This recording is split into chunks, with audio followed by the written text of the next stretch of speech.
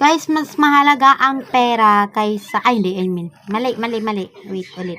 Guys, mas mahalaga ang oras kaysa pera. Kasi ang oras, kapag natapos na, hindi mo na mababalikan.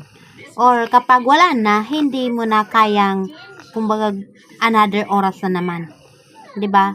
Kasi natapos na yung oras na yun eh.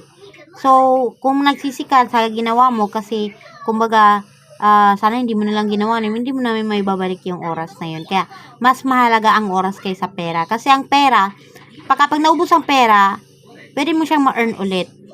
Or, pwede mong bayaran ulit kapag nagastos mo, ay nautang mo, pwede mong mabayaran.